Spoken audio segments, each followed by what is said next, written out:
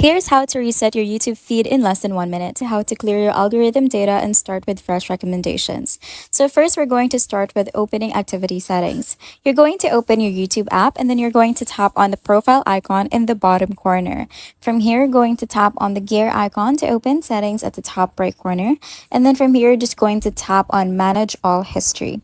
From here, we're going to clear all our watch and search history. You can just click on the delete button right next to your history summary and select delete all time. So you can find that delete button right here. You can just click on that and then you're going to tap on delete all time. This will wipe your entire viewing log and then you're just going to confirm by clicking on delete.